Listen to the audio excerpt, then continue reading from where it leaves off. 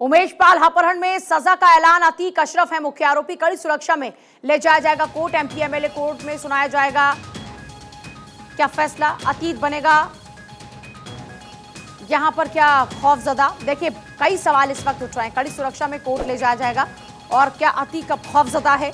ये बड़े सवाल इसलिए भी उठ रहे हैं क्योंकि अब अतीक को डर लगता है, क्योंकि उसके परिवार के लोग बार बार यही कह रहे हैं। जब उसे लाया जा रहा था उस दौरान में भी बार बार गाड़ी पलटने का जिक्र हो रहा था। खैर, अतीक अशरफ है मुख्य आरोपी और अब से कुछ ही देर बाद पेशी होगी। कड़ी सुरक्षा में उनको कोर्ट ले जाएगा 3 घंटे बाकी हैं और एमपी एमएलए कोर्ट सजा सुनाएगा।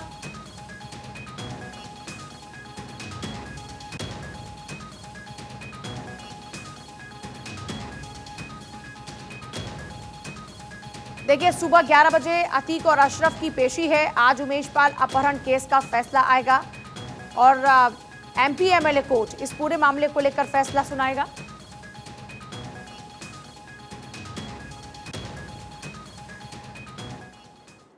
तो वहीं नैनी जेल के बाहर इस वक्त क्या हलचलें हैं, जायजा लिया हमारे संवाददाता आलोक मालवीय ने। Mafia don Atiq Ahmed Naini central jail में बंद है और आज उसकी पेशी होनी है। उसकी पेशी के दौरान उसकी पूरी जो हिस्ट्री है वो खंगाली गई है और उसके बाद अब उसके ऊपर फैसला आना है। उमेश पाल अपहरण केस के बाद अब नैनी सेंट्रल जेल से उसे निकाला जाएगा। अतीक अहमद और उसका भाई खालिद अजीम उर्फ अशरफ जो कि पूर्व विधायक है वो भी इस मामले में अभियुक्त है और उस अभियुक्त के साथ अतीक अहमद को यहां से नैनी सेंट्रल जेल से सीधे एमपी एमएलए कोर्ट ले जाया जाएगा जहां उसको सज़ा सुनाई जाएगी। ऐसा माना जा रहा है कि 9 बजे के आसपास इसे यहां से निकाला जाएगा और इसके बाद सीधे एमपी एमएलए कोर्ट लेकर जाया जाएगा। लगातार अतीक अहमद और उसके गुर्गों पर पुलिस शिकंजा कसती जा रही है। इसके तहत कल उसे साबरमती जेल से बाई रोड यहाँ नैनी सेंट्रल जेल लाया गया। इसके साथ ही उसके भाई अशरफ को बरेली जेल से यहाँ बाई रोड लाया गया। इन दोनों को यहाँ अलग अलग बैरिकों में रखा गया। ऐसा कहा जा रहा है सूत्रों के द्वारा कि यहाँ पर उसकी रात है वो काफ़ी बेचैनी में गुजरी है। रात भर वो करवटें बदलता रहा, उसे पूरी तरह से नींद भी नहीं आई है। शाम को उसने हल्का भोजन लिया और उसके बाद यहाँ पर उसने सोने की कोशिश की लेकिन उसे नींद नहीं आ रही थी। फिलहाल अब उसका मेडिकल परीक्षण यहाँ पर कराया जाएगा। मेडिकल परीक्षण कराए जाने के बाद उसे नैनी सेंट्रल जेल से सीधे कचहरी ले जाया जाएगा जहां एमपी एमएलए कोर्ट में उसकी गुनाहों की सज़ा उसे दी जाएगी। फिलहाल अतीक अहमद इसी नैनी सेंट्रल जेल में है और उसकी रात यहां पर बीती है। पूरा दिन वह सड़कों पर रहा और सड़कों पर रहने के बाद रात में उसने यहां पर बेचैनी महसूस की।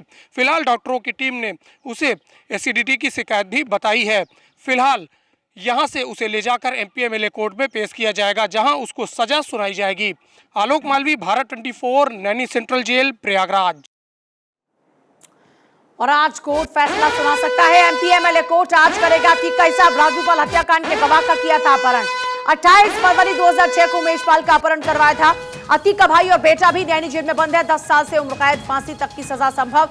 नैनी जेल में खौफ में गुजरी अतीक की रात। जेल में रात भर बेचैन रहा अतीक अहमद। भाई अशरफ, बेटे अली अहमद की नींद भी गायब। जेल ट्रांसफर में एनकाउंटर और आज सजा का डर। एमपी एमएलए कोर्ट सुनाएगा अतीक को सख्त सजा। इस बात का लगातार लोग उम्मीद कर रहे हैं क्योंकि इस पूरे मामले को लेकर देखिए आज कोर्ट फैसला सुना सकता है। एमपी एमएलए कोर्ट आज अतीक का हिसाब करेगी।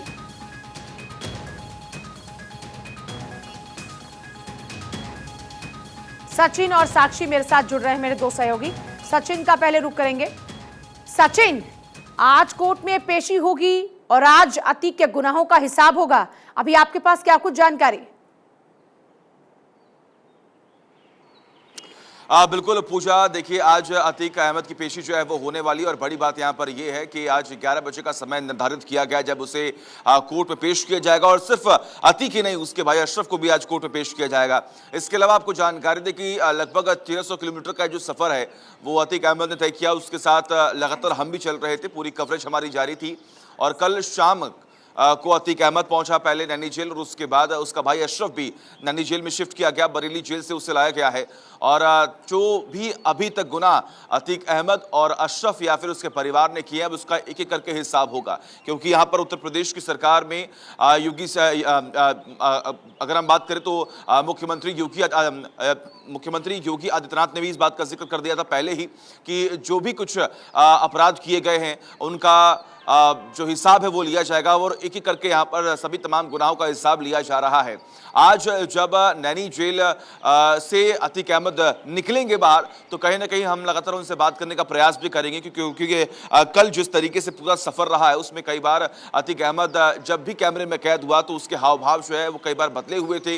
कई बार उसने इस बात का जिक्र किया कि मैं डरा हुआ हूँ, ये साजिश है, तो कई बार इस बात का भी जिक्र किया कि काहे का डर, और कभी अपने मूंछों पर ताव भी देते हुए अतीक अहमद यहाँ पर दिखाई दिया। लेकिन सिर्फ अतीक अहमद ही नहीं, उसके पूरे परिवार की मुश्किलें पहले से ही बढ़ती हुई दिखाई दे रही हैं। अतीक अहमद का जो बेटा है, बड़ा बेटा, वो पहले से ही नैनी जेल में बंद है। अतीक अहमद खुद आज नैनी जेल जो है वो पहुंचे हुए हैं, आज उनकी कोर्ट में पेशी होने वाली है। उसका भाई अशरफ भी फिलहाल नैनी जेल में कल शिफ्ट कराया गया। तो पूरा परिवार जो है वो इस वक्त एक ही साथ, हालांकि अलग अलग बैरक में है। हाई सिक्योरिटी बैरक में अतीक अहमद को रखा गया, अशरफ को रखा गया, और कल जिस बैरक में अतीक अहमद का बेटा था उसे शिफ्ट कर दिया गया, यानी कि दूसरे बैरक में डाल दिया गया। उस बैरक में लगभग 16 कैमरास जो है वो लगे हुए हैं, पूरी निगरानी रखी जा रही है। हालांकि हेल्थ का भी पूरा ख्याल रखा जा रहा है, क्योंकि जिम्मेदारी बनती है उत्तर प्रदेश सरकार की और खासतौर पर कानून के तमाम प्रशासनिक अधिकारियों की कि उसकी देखरेख की जाए, उसकी देखभाल की जाए और उसे सुरक्षित और सेफ जो है। विमल श्रीवास्तव भी लगातार बने हमारे साथ में, हमारे एक और सहयोगी।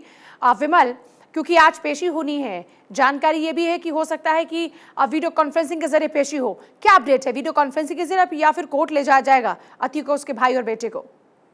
नहीं, देखिए, कोर्ट में ये जरूर कहा है कि वीडियो कॉन्फ्रेंसिंग के जरिए होगी, लेकिन जिस तरीके से साबरमती जेल से उनको यहाँ पर लाया गया है, अतीक अहमद को और उनके भाई को बरेली जेल से यहाँ प्रयागराज के नैनी जेल में शिफ्ट किया गया है, तो कहीं ना कहीं ये उम्मीद जागिर हो रही है कि इनको एमपी-एमएलए कोर्ट में पेश किया जाएगा, बाकायदा वहां पर ये आएंगे और उसके आने से पहले ही यहाँ पर सुरक्षा के कड़े इंतजाम कर दिए गए हैं।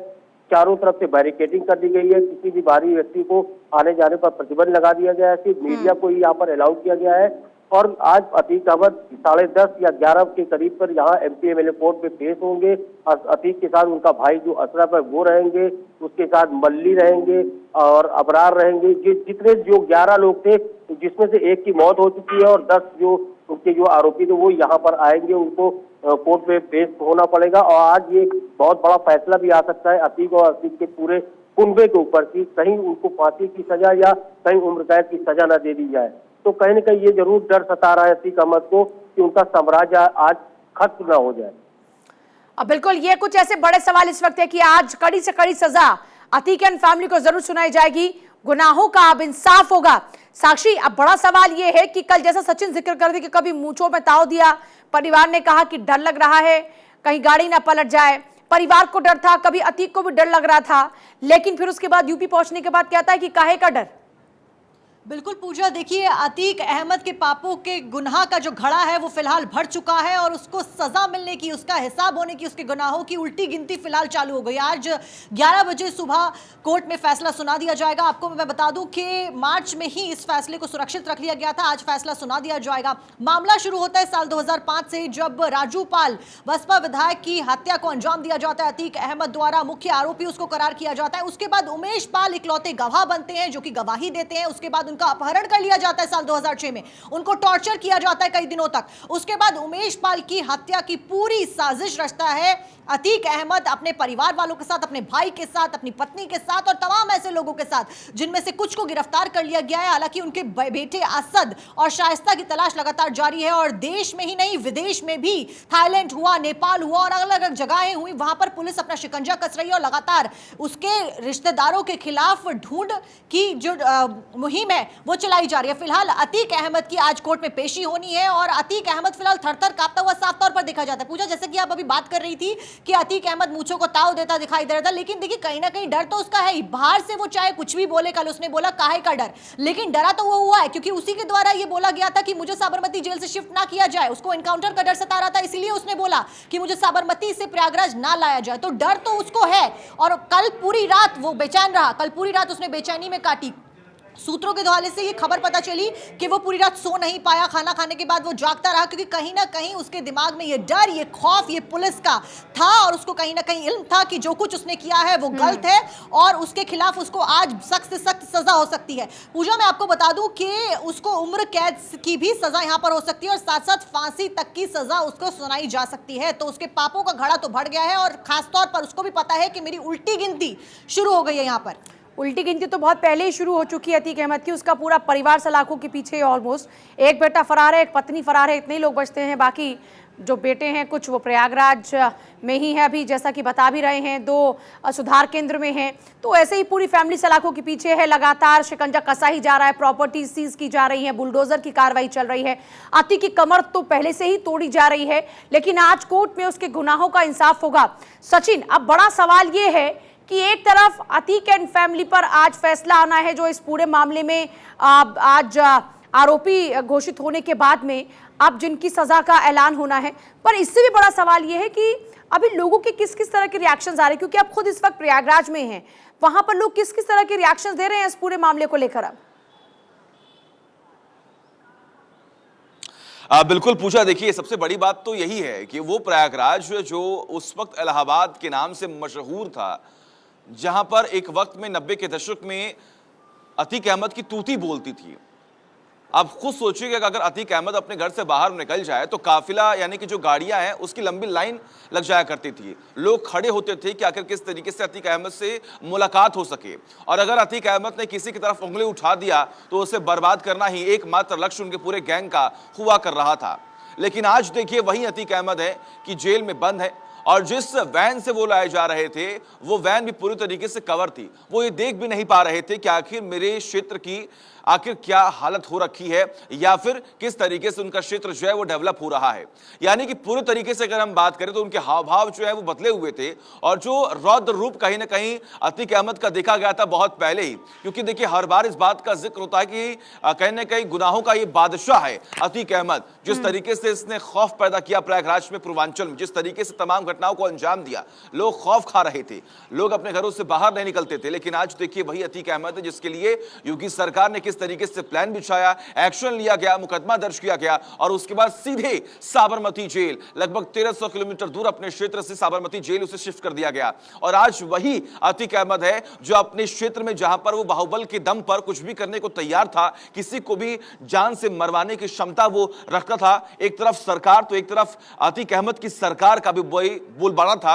आज वही दौर देखिए, वही समय देखिए किस तरीके से परिवर्तन हुआ, नई सरकार बनी, जो संरक्षण लगातार अतीक अहमद को मिल रहा था वो उसके सिर से गायब हुआ, और उसके बाद आज अतीक अहमद के क्या हालात है, क्या दुर्दशा हो रही है, ये सबके सामने है। देखिए, ये कहते हैं ना कि पाप का जो घड़ा है वो भरता है, और सिर्फ अतीक अहमद ही इसमें शामिल नहीं है, इसका पूरा परिवार इसमें शामिल है। उमेश पल हत्याकांड के बाद देखिए किस तरीके से लगातार सियासत भी गरमाई, तमाम जो बड़े चेहरे हैं वो भी इसमें शामिल हुए, बयानबाजियां भी हुई, और उसके बाद ये पूरा मामला इतना एक्टिव हुआ कि योगी सरकार को खुद इन्वॉल्व होना पड़ा, और खासतौर पर प्रशासनिक अधिकारियों को खुद इसमें इन्वॉल्व होकर साबरमती जेल से अतीक अहमद को यहां पर लाया गया। आप खुद सोचिए किस तरीके से तमाम जानकारियां जो है वो बेहद गुप्त रखी गई।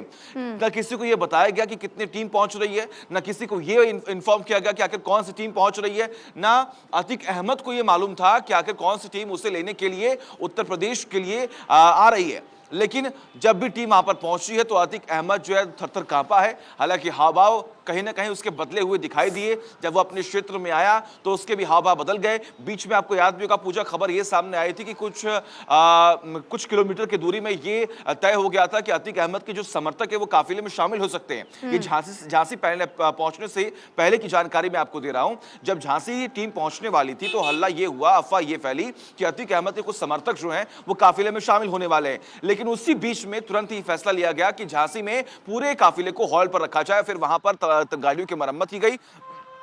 उसके बाद सभी जितने भी पुलिसकर्मी हैं उन्होंने स्नान किया, और उसके बाद फ्रेश होकर ही फिर वहां से जो सिक्योरिटी थी उसे दुरुस्त करके फिर से लगभग 1.5 घंटे बाद वहां से गाड़ी को जो है वो निकाला गया। और उसके बाद सीधे अगर हम बात करें तो नॉन स्टॉप गाड़ी जो है वो रुकी है नैनी जेल में। तो देखिए तैयारियां किस तरीके से यहाँ पर की गई हैं। चैलेंजिंग भी बहुत ही अधिक था पुलिस के लिए, लेकिन इन तमाम चैलेंजेस को एक्सेप्ट करने के बाद किस तरीके से पुलिस काम कर रही है काबिले तारीफ है। कहीं ना सुरक्षा के पुख्ता इंतजाम यहाँ पर किए गए, कहीं पर भी कोई दिक्कत का या फिर परेशानी का सामना जो है वो किसी को नहीं करना पड़ा, आम जनता को भी डिस्टर्बेंस जो है वो क्रिएट नहीं किया गया और शांतिपूर्वक तरीके से नैनी जेल अतीक अहमद को उसके भाई को शिफ्ट कर दिया गया। अब इंतजार पूजा यही करना है कि खास तौर पर जो एक आपराधिक मुकदमा दर्ज किया गया है, यानी कि 364A जो धारा है, सबकी नजरें इसी बात पर टिकी हुई है कि आखिर कोर्ट की तरफ से फैसला क्या आता है, क्योंकि यही एक वो धारा है, जान से मारने की कोशिश की ये धारा है जिसमें 10 साल की सजा और फांसी का प्रावधान है। तो सबकी नजरें इसी बात पर टिकी हुई हैं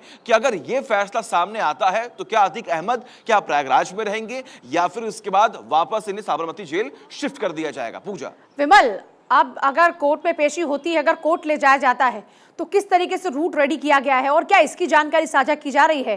क्योंकि जहां तक बात अतीक अहमद की आती है तो कहीं इसके समर्थक ना आ जाएं, वो कहीं किसी तरह से सिचुएशन ना वहां पर खराब करने लगे, तो क्या इसलिए इसको सीक्रेट रखा जा रहा है या फिर जो रूट है वो जारी किया गया है? बिल्कुल, आप सही कह रहे हैं कि जो अतीक अहमद को नैनी सेंट्रल जेल से जब जिला कचहरी लाया जाएगा तो रूट तो जरूर पुलिस के उन्होंने पहले से ही तय कर रखा है, लेकिन अभी तक इस बारे में किसी को सूचना या जानकारी नहीं दी गई है कि किस रूट को अतीक अहमद को और उसके भाई जो अशरफ है उसको यहाँ पर लाया जाएगा, कचहरी लाया जाएगा। ये बहुत ही गोपनीय रखकर काम किया जा रहा है कि उसको किस रूट से लाया जाएगा, क्योंकि माना ये जा रहा है कि अतीक अहमद क्योंकि उसका ये अपना एक गढ़ है प्रयागराज, जहाँ पे वो पहले अपना साम्राज्य चलाता था, तो कहीं ना कहीं पुलिस को ये डर जरूर सता रहा है कि उसके जो समर्थक है वो उसके जो नैनी जेल से जब वो इलाहाबाद कचहरी आएगा तो कहीं ना कहीं उसको रोका जाएगा, उससे मिलने के लिए लोग वहां पहुंचेंगे, तो उसलिए इसको पूरा गोपनीय रखा गया है कि किस रूट से उसको लाया जाएगा, उसको कोर्ट के अंदर पेश किया जाएगा।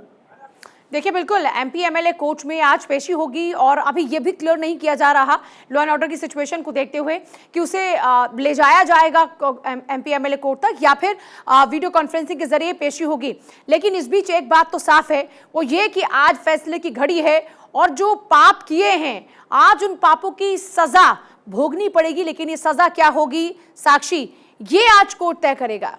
बिल्कुल पूजा, आज कोर्ट में तय हो जाएगा, 11 बजे फैसला आ जाएगा। बस वक्त अब इंतजार है तो 11 बजे का, क्योंकि ये माफिया अतीक अहमद के ऊपर देखिए लगातार शिकंजा कसा जा रहा था और तमाम देशवासियों की नजरें अतीक अहमद के ऊपर है, क्योंकि 100 से ज्यादा आपराधिक मामले इसके खिलाफ दर्ज हैं, जिसमें रंगदारी हुई, आपराधिक मामले हुए या फिर किडनैपिंग हुए या हत्या जैसे गंभीर आरोप इसके ऊपर है। तो ऐसे मोस्ट वांटेड आतंकवादी कहिए या फिर ये बाहुबली कहिए या कुछ भी कहिए, इसको उसके ऊपर एक्शन लेना बहुत अनिवार्य हो जाता है। और योगी सरकार जिस तरीके से इसके ऊपर शिकंजा कस रही है, इसके गुर्गों के ऊपर शिकंजा कस रही है, इसके अवैध अतिक्रमण को जब्त किया गया, तुड़वाया गया, बुलडोजर का एक्शन देखने को मिला, तो तमाम तरीके पैतरे जो है वो अपनाए जा रहे हैं पुलिस द्वारा, सरकार द्वारा, ताकि ऐसे बाहुबलियों के खिलाफ, ऐसे माफिया डॉनों के खिलाफ सख्त सख्त मैसेज जाए। और ये मैसेज देना बहुत जरूरी होता है, क्योंकि अगर ऐसे नक्शे कदमों के ऊपर कोई भी इंसान, कोई भी डॉन आगे ऐसे चल रहा है तो उसको अलर्ट हो जाना चाहिए कि अगर ऐसा किया तो अंजाम इस कदर होगा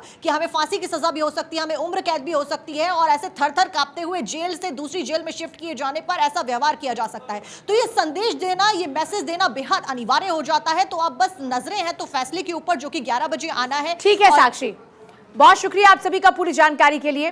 देखिए, कुल मिलाकर आइए अब आपको बताते हैं कि किस तरीके से ना सिर्फ अतीक के गुनाह हैं बल्कि इसका परिवार भी गुनाहों में शुमार है और कुछ लोग सजा काट रहे हैं, कुछ सुधार गृह के अंदर हैं, कुछ फरार हैं। तो ये ग्राफिक्स के माध्यम से आपको बताते हैं कि ये जो पूरा अतीक गैंग का अंत है वो किस तरीके से हो रहा है और इसके परिवार में कौन कौन से सदस्य हैं, किन किन मामलों में ये अपराधी है और आज एमपी एमएलए में कोर्ट आने वाला है, उसमें क्या कुछ संभावनाएं हैं। तो आइए बताते हैं इसके परिवार के बारे में भी आपको। देखिए, अतीक का कुनबा क्या है, अतीक के कुनबे में कौन कौन है। अतीक अहमद के कुनबे में देखिए अशरफ है इसका भाई, जो अभी नैनी जेल में इसके साथ में है, शाइस्ता परवीन जो कि अभी तक फरार है, फिर उमर जो कि अतीक का बेटा है, ये भी जेल में है, फिर अली अहमद भी अभी नैनी जेल में है, अली अहमद भी अतीक का बेटा है। तो देखिए एक और बेटा, ये दोनों बेटे जेल में हैं। असद फरार है अभी, क्योंकि असद भी लगातार उसको तलाशा जा रहा है, लेकिन अभी असद का कुछ पता नहीं चल पा रहा, उसकी लोकेशन लगातार ट्रेस की जा रही है। लेकिन और जरा देखिए, 2 नाबालिग और बेटे हैं जो सुधार गृह में हैं, जो बाल सुधार गृह में हैं प्रयागराज में ही। तो आप समझिए कि लगभग पूरा का जो पूरा परिवार है वो ऑलमोस्ट सलाखों के पीछे है और जो नहीं है उनकी तलाश लगातार की जा रही है। तो ये है फिलहाल अतीक का कुनबा, जिसकी मुश्किलें तमाम बढ़ती जा रही हैं। कभी तूती बोला करती थी, कभी इसके नाम की एक गूंज सुनाई देती थी, लेकिन आज ये नस्तनाबूद होता नजर आता है, ये तबाह होता नजर आता है और आज इसके गुनाहों का फैसला होगा। छोटा सा ब्रेक ले रहे हैं, ब्रेक के उस पार भी खबरों का सिलसिला लगातार जारी।